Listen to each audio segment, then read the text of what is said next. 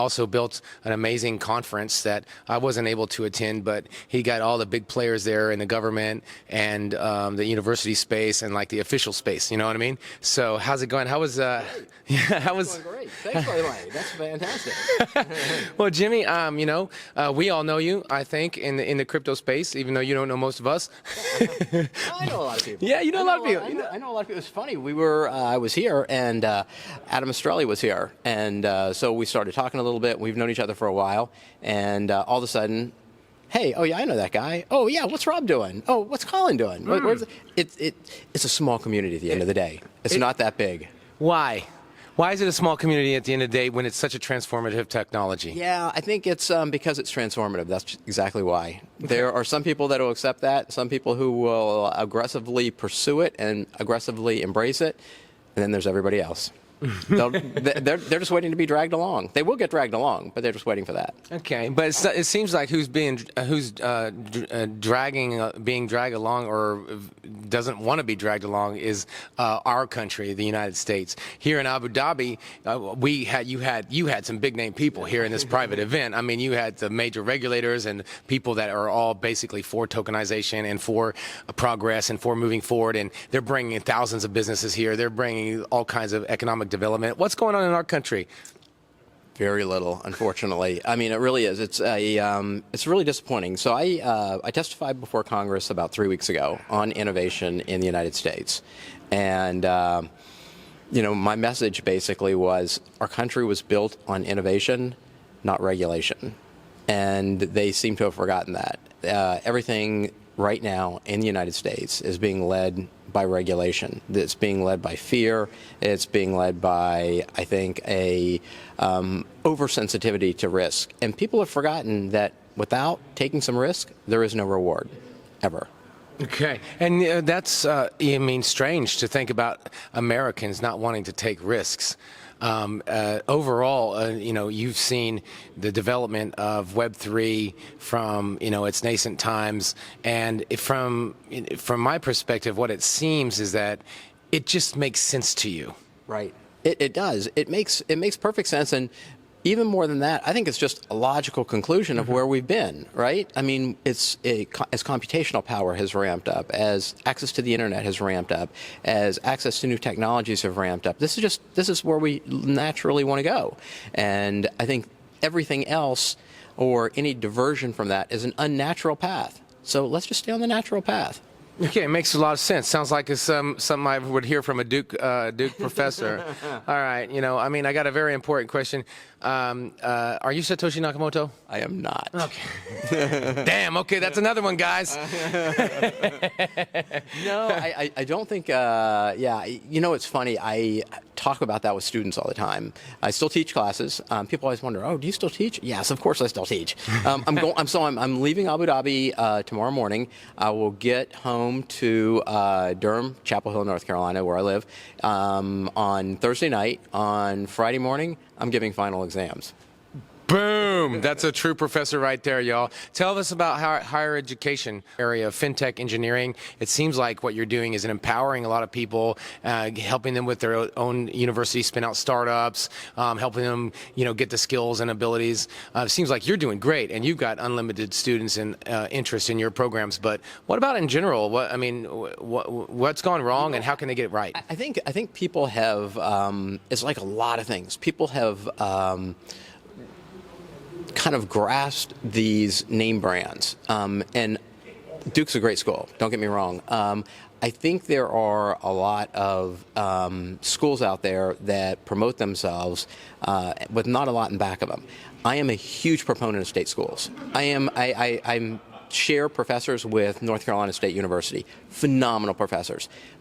Students will come to me and say, oh, I didn't get into Duke. Well, there's 50,000, for undergrads, 50,000 applied, 2,000 get accepted. Most people didn't get accepted. Right. 40,000. And I'll say, where do you live? Oh, I live in, Chapel Hill, North Carolina. Why aren't you applying to NC State? Yeah. But it's not, you know what? It's great. It's a great school. I think people forget that state schools have been around a long time. I went to the first publicly funded university in the United States, University of South Carolina. And I am very proud to have gone there for my undergrad. Went someplace different for grad school. but when you're grad school, you're specializing in things, so it's a little bit different. And I think that in the United States, people have lost track of that. The other thing I think is that for a lot of people, they're there for the grade. They're not there for the education. And those are two totally different things. Mm-hmm. Be there for the education, because after your first job, nobody cares about your grades. Right. Yeah. And actually, my doctorate degree research proved that. It also showed that people that are willing to go into environments like in developing countries and work on real-world deliverable projects in enterprise actually had gotten better jobs and better interviews than the people that were just focused on an academic side. Now, in that regard, you have some students that or some former students or some current students that have made some spin-outs in Web3 and some cool stuff. Tell us about one of those. We have had a couple of projects spin out, and two, one I'll tell you about is called Validity, Validity ID, and it's a couple of students, the Mikes, Mike Liu and Mike Kutro. They were funded by Maven Capital out of California, and they have just been going gangbusters. They're using NFTs, but you don't know that, to basically tokenize diplomas. They have a couple of schools that they're working with. They've created a UX that's phenomenal. It's just super smooth. Users have a wallet. They don't even know they have a wallet. It is what I think we need a lot more of in Web3 and in blockchain in general is user interfaces. People have concentrated so much on the tech, they forgot that if people can't use it, they're not going to. Right, and private keys and all this stuff like that. They don't. Yeah, the users of this thing don't even know they have a public or private key. They don't have to. And the Mikes spun it out.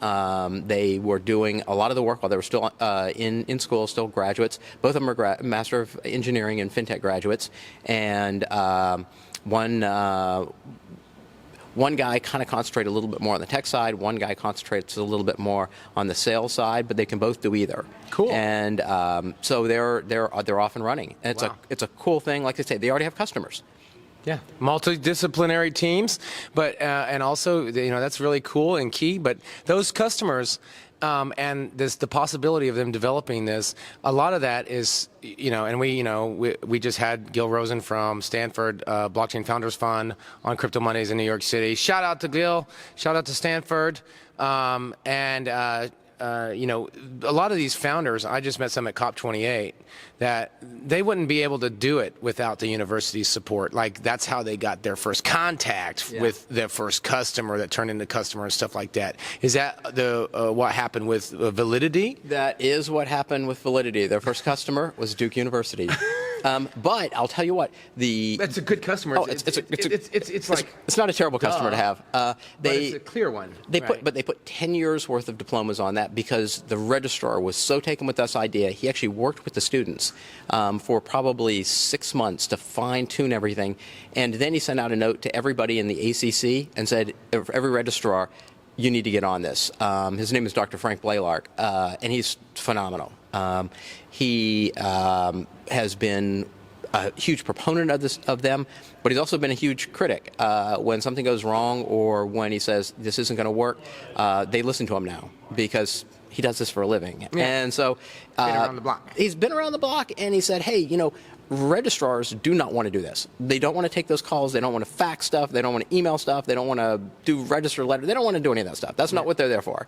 And so if you can take this off my plate, you have saved me time. You have saved me money. You have saved me people. Let's do it. Yeah, yeah. And the other thing is, the students own their own diplomas. They own their own diplomas, and that wasn't possible before. They definitely own their own diplomas. They can easily show them to potential employers. When I first did this, I don't know if you remember, about 3 years ago, I did this, the NFTs for my Coursera students, and I received. Yeah, that's right. Remember that? Yeah. I was the first university to do it. I didn't even know when I did it. I was the first one. And I received so many notes from people who had been victims of diploma fraud, so many employers who had been, it was like tons. I thought I was going to get like a lot of notes and, DMs and stuff from students who wanted these. No, I was getting them from people who had been victims of diploma fraud. They're like, how can I help you do this? Yeah. And it's not only in universities, it's also in companies and things like that. And I know that Sony was actually an innovator in blockchain, and in making Japanese certificates because they had so many people that couldn't speak Japanese. They were bogus, like international employees, and so this is a big deal. But what if like, you know, we've heard of some people's degrees being taken away from them, like certain ministers in Germany and other places. You know, what happens if a person is actually caught plagiarizing 5 years later and we want to take away their degree? We can do it. We've already done it. Okay. Frank has already pulled one back. Oh. Yeah. We don't advertise who it was or anything like that, but you can go on the blockchain and you can see it. Okay. So there's possibilities to that. Yeah. There is definitely a way to pull it back. Oh, and Frank gets it done. Yeah. He does. Well, it was. So that was one of the things that he said when they were doing this, because they didn't know that. You know, they never thought, hey, you can pull diplomas back, and so he said, this is something we have to have. It doesn't happen very often, but when it happens, we have to be able to do it. Okay. Okay. Got to be able to do it. Got to be able to do it. All right. So going forward, do you have hope based on like thinking that Americans are going to wake up and that the regulatory issues are going to be solved to some extent because they're going to see these other people way ahead and they say, oh shit, we need to catch up? Or you think they're going to stay in, oh, we need to try and control the world and have the dollar and we'll be different from everybody else? Unfortunately, I think that the regulatory systems in the United States go with elections. They've become very political. A lot of the leaders are political appointees, and so every administration is going to be a little bit different. My hope is that we can look at places like Abu Dhabi, see how the regulators work here. The regulators work here. So for people that don't know, and they should kind of check this out a little bit. But for people that don't know, in Abu Dhabi, the regulator, under the regulator, is also basically a business development person that has the same kind of role as the head regulator. Right. And so they are thinking, how do we regulate in a way that brings business in? Yeah, which is awesome. Yeah, so it's a counter perspective. Yep. It's not just this, I'm going to regulate the shit out of you, like the Gary Gensler or whatever. It's like, hey, there's another person that is going to be a counter perspective. Wait a second, we got to think about the business side. How do we? And the regulators, wait a second, we got to control this to some extent. Exactly. How do we do this? A bit. Yeah, it is. It is. I mean, it's a cool thing to be able to do, and so I'm hoping that what we can do is we can start looking at some of these places that are a little bit more progressive, and we can say, hey, that's a good idea. Yeah. Maybe we can do that in the healthcare system too. Maybe we can do that with student debt too. Let's not go too crazy. One thing at a time, right? Let's get Bitcoin and then we'll see where we can go from there, man. Exactly. All right, man. So great. Let's just let us know if there's going to be something coming up at Duke. Are you going to have a conference? Tell us what's going on, man. So Digital Assets at Duke in Durham, North Carolina, will take place from January 31st till February 2nd.